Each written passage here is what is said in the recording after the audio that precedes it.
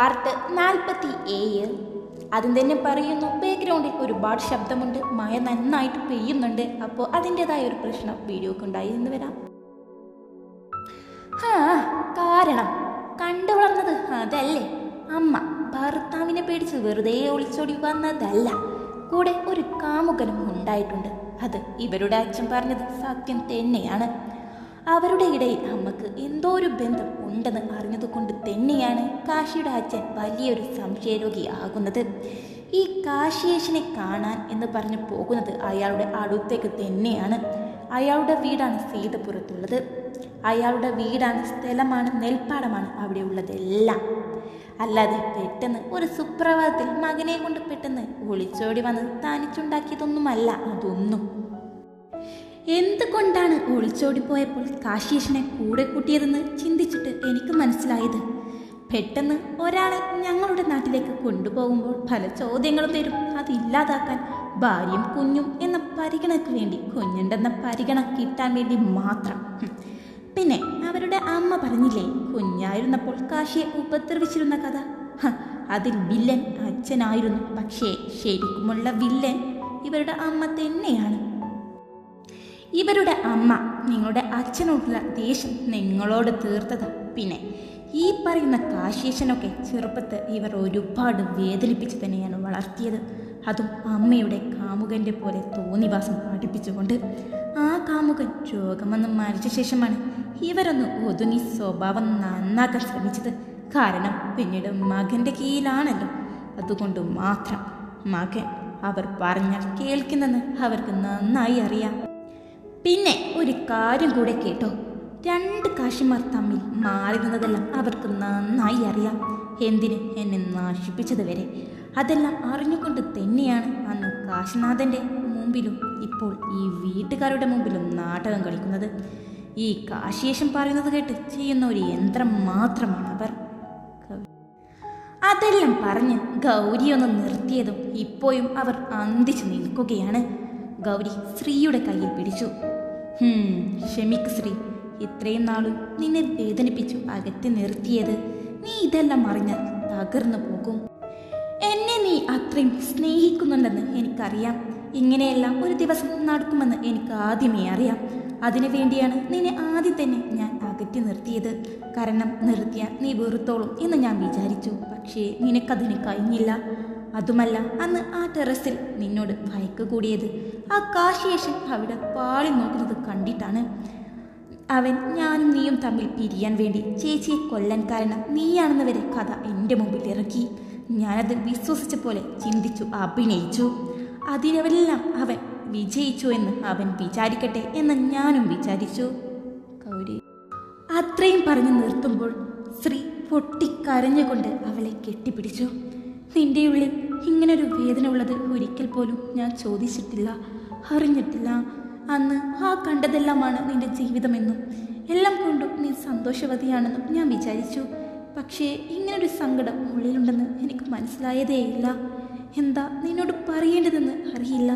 ഈ മരണം, നിന്റെ ഈ ഇരുപ്പ് എല്ലാം കണ്ട് എനിക്ക് പേടിയാവുകയാണ്. കാശിയേശനെ കുറിച്ച് ഇതെല്ലാം കാശിനാഥൻ ഉൾപ്പെടെ ഞങ്ങൾ എല്ലാവരും അറിഞ്ഞതാണ്. അതുപോലെ തന്നെ അമ്മയുടെ കൂടെ അന്ന് ഒരാൾ ജീവിച്ചിരുന്നു എന്നതും. പക്ഷേ അതിൻ്റെ ഉള്ളിൽ ഇങ്ങനൊരു കഥയുള്ളത് ഞങ്ങൾ ആരും അറിഞ്ഞില്ല. എല്ലാം അറിഞ്ഞിട്ടും കാശിയേട്ടനാണ് സഹോദരനാണെന്ന് പറഞ്ഞ് ഞങ്ങളെ തടഞ്ഞു നിർത്തിയത്. എന്തിന് ശരണ്യ ഇവൻ നശിപ്പിച്ചതെല്ലാം ഞങ്ങൾക്കറിയാം. പലപ്പോഴും ശരണ്യ ഇതിലൂടെ ചുറ്റിക്കറങ്ങുന്നത് കണ്ടപ്പോൾ ഒരു ദിവസം അവളെ ഫോളോ ചെയ്തപ്പോൾ മനസ്സിലായി എന്താണ് ഇവിടെ നടക്കുന്നതെന്ന്. ഗൗരി, നിന്റെ സ്വഭാവമാണ് ഞങ്ങൾക്ക് അന്നും ഇന്നും മനസ്സിലാവാതെ നിന്നത്. ഇവൻ ഇത്രയും കാലം ഇവിടെ പിടിച്ചു നിന്നത് ഇതാ ഈ സ്ത്രീക്ക് വേണ്ടിയാണ്. ഇവളോട് ആദ്യമെല്ലാം ഇവിടെ കൊണ്ടുവന്നപ്പോൾ ദേഷ്യം കാണിച്ചത് കാശിയോടുള്ള ഭയമായിരുന്നു. ഇവളെ വിവാഹം കഴിച്ച് സ്വന്തമാക്കി കാശിനാഥൻ്റെ മുമ്പിൽ തന്നെ നിൽക്കണമെന്ന ഇവൻ്റെ ഉദ്ദേശമാണ് നമ്മൾ ഞൊടിയിടയിൽ തകർത്തത്.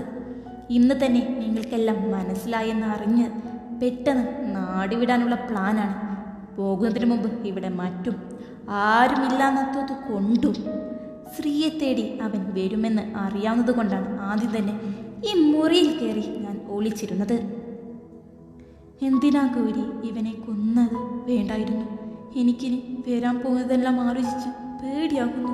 എല്ലാം ആവും ഗൗരി, ശ്രീ പേടിയോടെ അവളെ കുലുക്കിക്കൊണ്ട് പറഞ്ഞതും. ഞാൻ ഇതെല്ലാം ആദ്യം തന്നെ മുമ്പിൽ കണ്ട് തന്നെയാണ് ശ്രീ. ഇന്ന് നീ ഹോസ്പിറ്റലിൽ പോകാൻ കാരണം തന്നെ ഈ ഞാനാണ് ശ്രീ. കാശിയേഷനെ തീർക്കാൻ വേണ്ടി ഞാൻ വിഷം ഒഴിച്ചു വെച്ച ചായ നീ എടുത്തു കുടിച്ചതാണ് പ്രശ്നമായത്. പക്ഷേ ഇന്ന് രാത്രി ഇങ്ങനെ നടക്കുമെന്ന് ഞാൻ വിചാരിച്ചതല്ല. ഇവനെ ഇങ്ങനെ കൊല്ലാനല്ല ഞാൻ ആഗ്രഹിച്ചിരുന്നത്.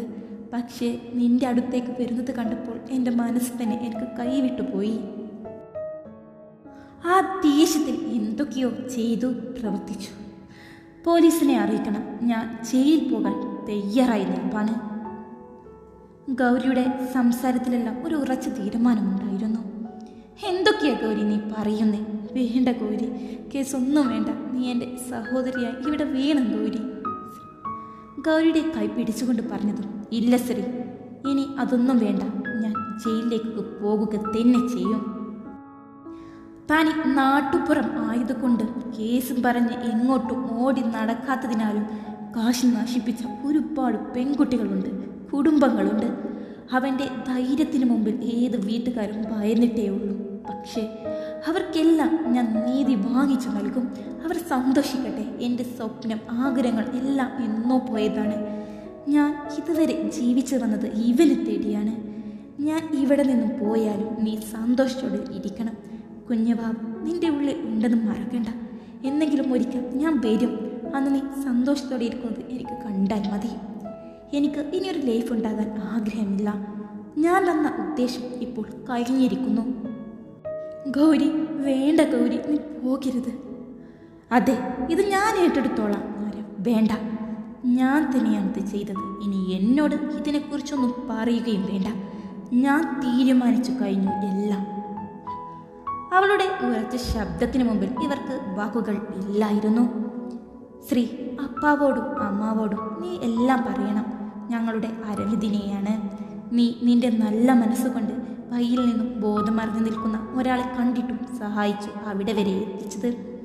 അരവിന്ദിനെ അപ്പയോട് കൊണ്ടുപോയി മകനെ പോലെ കാണാൻ പറയണം. 2 പെൺമക്കളും ഓരോ വഴിക്ക് പോയില്ലേ. പിന്നെ എനിക്ക് ആരോടും ഒരു ദേഷ്യവുമില്ല. എല്ലാവരോടും സ്നേഹം മാത്രമുള്ളൂ. നിങ്ങളുടെ ചേട്ടനെ കൊന്നതിൽ എന്നോട് ദേഷ്യം കാണിച്ചാലും എനിക്ക് വിരോധമില്ല. അതെല്ലാം ഞാൻ ആദ്യമേ പ്രതീക്ഷിച്ചതായിരുന്നു. ഇനി ഞാൻ ഇവിടെ നിന്നും യാത്ര തിരിക്കുമ്പോൾ നീ എന്നെ സന്തോഷത്തോടെ പറഞ്ഞു വിടണം. ഗൗരി, ശ്രീയുടെ കണ്ണുകൾ രണ്ടും തുടച്ചു കണ്ട് ഗൗരി പറഞ്ഞതും സങ്കടത്തോടെ ശ്രീ അവളെ കെട്ടിപ്പിടിച്ചു. പോലീസ് വിലങ്ങിട്ട് ഗൗരിയെ കൊണ്ടുപോകുമ്പോൾ ശ്രീ വേദനയോടെ അത് നോക്കി നിന്നു. കാശി അവളെ താങ്ങി പിടിച്ചിട്ടുണ്ട്. എല്ലാവരും സങ്കടത്തോടെ ആ രംഗം നോക്കി നിന്നു. ആ വീട്ടിൽ നിന്നും പടി ഇറങ്ങാൻ നേരം. സർ, ഒരു നിമിഷം. അതും പറഞ്ഞ് ശ്രീ പെട്ടെന്ന് ഗൗരിയുടെ അടുത്തേക്ക് പോയി അവളെ കെട്ടിപ്പിടിച്ചു. ഗൗരി, നിന്നെ ഞങ്ങൾ ആരും ഒരിക്കലും വെറുക്കില്ല, മറക്കില്ല. നീ ഇങ്ങോട്ട് തന്നെ വരണം. നിന്റെ ചേച്ചിയായ ഞാനുണ്ട് ഇവിടെയുള്ളത്. നിന്റെ വരവിന് വേണ്ടി ഞാൻ കാത്തിരിക്കും. അവളെ കെട്ടിപ്പിടിച്ചുകൊണ്ട് അത്രയും പറഞ്ഞ് ശ്രീ മാറി നിൽക്കുമ്പോൾ ഗൗരി വേദനയോടെ നോക്കി. അവൾ അവിടെ നിന്നും ഇറങ്ങി ആ ജീപ്പിൽ കയറുമ്പോഴും ഉറച്ച തീരുമാനത്തിലായിരുന്നു അവളുടെ ആ ഇരിപ്പ്. ഇവരെല്ലാം വേദനയോടെ നോക്കി നിന്നു. അതെല്ലാം കാശിയേട്ട. അവൾ ആ ജീപ്പ് പോയി മറഞ്ഞതും പൊട്ടിക്കരഞ്ഞുകൊണ്ട് അവൾ അവൻ്റെ നെഞ്ചിലേക്ക് വീണു. നീ കരയാതെ ശ്രീ, അവളെ നമുക്ക് എന്ത് വില നൽകിയും തിരിച്ചു കൊണ്ടുവരാം. അവരുടെ അമ്മ അവർക്കാർക്കും പിന്നീട് മുഖം നൽകാതെ മുറിയിൽ തന്നെയായിരുന്നു. സത്യങ്ങൾ എല്ലാം അറിഞ്ഞ ഞെട്ടലിലായിരുന്നു അമ്മാവൻ. ശരണിയും വിവരമറിഞ്ഞ് അവിടെ എത്തിയിരുന്നു. ഒടുവിൽ കാശേഷിന്റെ മരണക്രിയകൾ എല്ലാം കഴിഞ്ഞ് ആ വീട്ടിൽ കയറുമ്പോൾ എന്നുമില്ലാത്ത ഒരു നിശബ്ദത അവിടെ നിറഞ്ഞു നിന്നു. എന്തെല്ലാമോ എല്ലാവർക്കും മുമ്പിൽ ശൂന്യതയായിരുന്നു. ഒടുവിൽ കോടതിയിൽ ആയിരിക്കുമ്പോൾ പോലും കേസില്ലെന്ന് പറഞ്ഞിട്ടും മറ്റുള്ള പെൺകുട്ടികൾക്ക് നീതി നേടാൻ വേണ്ടിയാണ് അവളത് ചെയ്തതെന്ന് പറഞ്ഞു. സ്ത്രീയെ ഉപദ്രവിക്കാൻ ശ്രമിച്ചപ്പോൾ സംഭവിച്ചതാണെന്ന് അവൾക്ക് വേണ്ടി കാശി തയ്യാറാക്കിയ വക്കീൽ പറഞ്ഞിട്ടും അല്ലെന്ന് പറഞ്ഞുകൊണ്ട് ആ കേസ് അവൾ ഏറ്റുവാങ്ങി. പോകുമ്പോഴും അവൾക്ക് യാതൊരു സങ്കടവും ഇല്ലായിരുന്നു. അങ്ങനെ 2 മാസങ്ങൾക്കപ്പുറം. ശ്രീ പ്ലീസ്, പറയുന്നതൊന്നും മനസ്സിലാക്ക്. നമ്മുടെ കുഞ്ഞിനെ ഓർത്തെങ്കിലും നീ ഈ സങ്കടമൊന്നും മാറ്റി നിർത്ത്. നീ ഇങ്ങനെ സങ്കടപ്പെട്ടാൽ നിന്റെ ഉള്ളിലുള്ള നമ്മുടെ കുഞ്ഞിൻ്റെ അവസ്ഥ നീ ആലോചിച്ചിട്ടുണ്ടോ? ഈ കുഞ്ഞ് ആരോഗ്യമായി പൂർണ്ണ ആരോഗ്യത്തോടെ വളരണ്ടേ? നിനക്കിപ്പോൾ ഞാനില്ലേ ഇവിടെ? ഗൗരി, അവൾ വരും. വേറെ എങ്ങോട്ട് പോകാനാണ്? നീ ഇനിയെങ്കിലും ടെൻഷനില്ലാതെ ഇരിക്കും, കേട്ടല്ലോ? ശ്രീയെ സമാധാനപ്പെടുത്തിക്കൊണ്ട് അവളുടെ നെറ്റിയിൽ അവനൊന്ന് ചുംബിച്ചു. ഇല്ല, ഇനി ഞാൻ ശ്രദ്ധിച്ചോളാം. നമ്മുടെ കുഞ്ഞുണ്ടല്ലോ പൂർണ്ണ ആരോഗ്യത്തോടെ യാതൊരു പ്രശ്നവുമില്ലാതെ തന്നെ വളരും, എനിക്കുറപ്പ. ശ്രീ അവളൊരു പുഞ്ചിരിയോടെ പറഞ്ഞു. പക്ഷേ അത് കേട്ടപ്പോൾ അവൻ്റെ ഉള്ളൊന്ന് പിടഞ്ഞു. ഡോക്ടറിൻ്റെ വാക്കുകൾ അവനിൽ കടന്നു വന്നു. ഇതറിഞ്ഞാൽ എൻ്റെ ശ്രീ തകർന്നു പോകുമോ? കാശിയാത്മ, ഞാൻ പറയുന്നത് കേൾക്കുന്നുണ്ടോ? കാശിയെ ഒന്ന് പിച്ചിക്കൊണ്ട് അവൾ വിളിച്ചതും. ഡീഡി, ഞാൻ നിന്റെ കെട്ടിയോനാടി, ഇങ്ങനെ പിച്ചാതെ, അവൻ ഒരു കുറുമ്പോടെ പറഞ്ഞതും. ഞാൻ എത്ര നേരം വിളിക്കുന്നു, എവിടെയായിരുന്നു, ഏത് ലോകത്താ? എന്നോട് സങ്കടം മാറ്റാൻ പറഞ്ഞിട്ട് കാശിയേട്ടൻ എന്താ സങ്കടപ്പെടുന്നേ? ഞാനും സങ്കടപ്പെടുകയോ? ഞാനൊരു അച്ഛനാകുന്ന കാര്യം ആലോചിക്കുമായിരുന്നു. അതും പറഞ്ഞ് ചെറുതാൻ പൊങ്ങി വന്ന അവളുടെ വയറിൽ അവനൊന്ന് തലോടി. അവളും അതൊരു പുഞ്ചിരിയോടെ നോക്കി നിന്നു. ശ്രീ, എന്ത് വയ്യായിക വന്നാലും എന്നെ അറിയിക്കണം, പേടിക്കാൻ നിൽക്കരുത്. ഇനി നന്നായി ശ്രദ്ധിച്ച് നടക്കണം. പണികളൊന്നും എടുക്കാൻ നിൽക്കണ്ട. നിനക്ക് ഫുള്ള് റെസ്റ്റ് പറഞ്ഞിരിക്കുകയല്ലേ? അതിനെന്താ, എനിക്ക് ഈ 3 മാസം മുതൽക്ക് തന്നെ റെസ്റ്റ്. എന്തെങ്കിലും പ്രശ്നം കാണുമോ? എന്ത് പ്രശ്നം എൻ്റെ പൊന്നശ്രീ? നമ്മുടെ കുഞ്ഞിൻ്റെ നല്ലതിന് വേണ്ടി പറയുന്നതല്ലേ, അല്ലാതെ യാതൊരു പ്രശ്നവും ഇല്ല, കേട്ടല്ലോ? അവളൊന്ന് മൂളിയെങ്കിലും അവളിൽ ഒരു സംശയം അപ്പോഴും ബാക്കി നിൽപ്പുണ്ട്. ഇനിയും അത് ആലോചിച്ചിരിപ്പാണ്. നീ വാ, നമുക്ക് കിടക്കാം. അവളെ കിടക്കയിലേക്ക് കിടത്തിക്കൊണ്ട് അവൻ പറഞ്ഞതും അവളും ഒരു പുഞ്ചിരിയോടെ അവൻ്റെ അടുത്ത് കിടന്നു.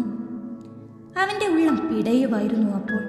എൻ്റെ ശ്രീയെയും കുഞ്ഞിനെയും എനിക്ക് തിരിച്ചു നൽകണേ. ഡോക്ടർ പറയുന്ന പോലെ ആരെങ്കിലും ഒരാളെ തീരുമാനിക്കാനുള്ള അവസ്ഥ ഉണ്ടാവരുതേ. കാശിയാത്മ, ഈ കുറച്ച് ദിവസമായിട്ട് കാശിയുടെ ഉറക്കം തന്നെ നഷ്ടമായിട്ടുണ്ടായിരുന്നു. തുടരും.